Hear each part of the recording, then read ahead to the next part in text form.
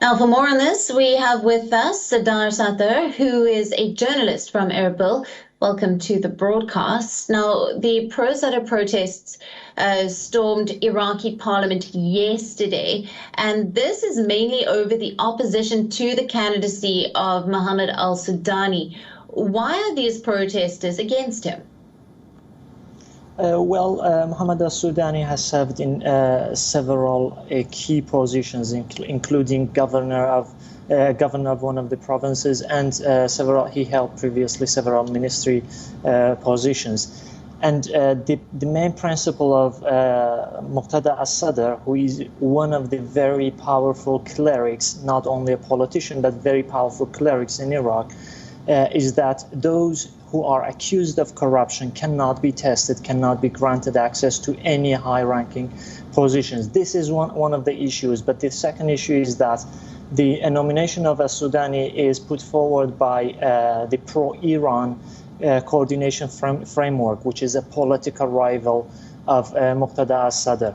They are close to Iran, and Muqtada al-Sadr is trying to take Iraq out of the of Iran. And this rivalry is not something new. It has been there for several years. Muqtada al-Sadr previously also clashed with the framework and the members of the framework. And this led to the protests yesterday, actually.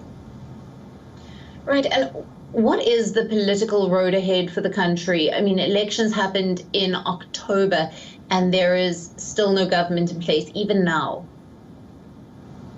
This is something very complicated. Many believe that Muqtada al-Sadr is trying to deliver a message through this public protest.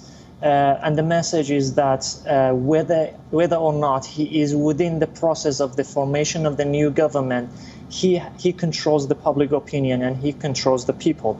So he's trying to create challenges for them through these protests. And where this is going to lead, most probably many believe that it is going to force the Iraqis to call for another early election, just like the previous one.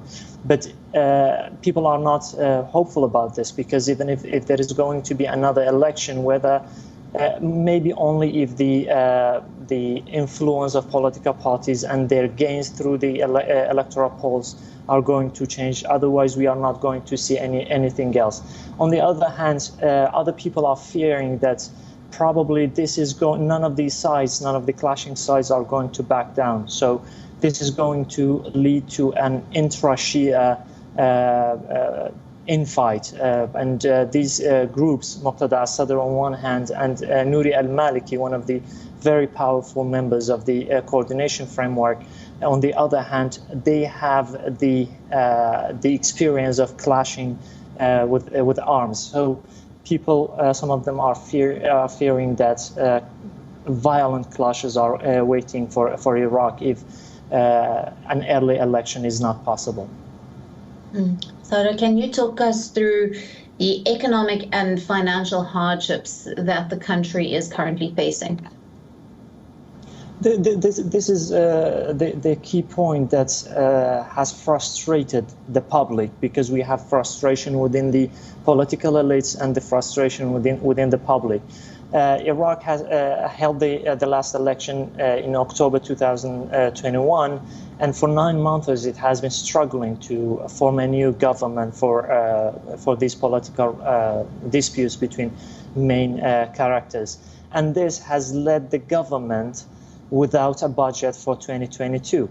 Having no budget for the government and having no new government who is constitutionally authorized to fund new projects or to fund new governance agendas has led Iraq without the same crippled services, public services.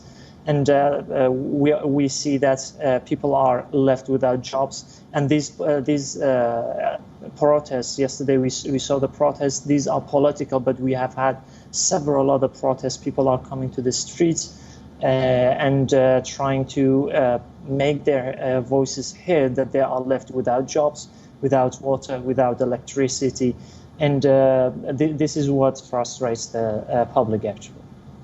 Absolutely. Sardar, thank you very much for being with us on this broadcast and your valued opinion there. Thank you, Alyson. WION, now available in your country. Download the app now. Get all the news on the move.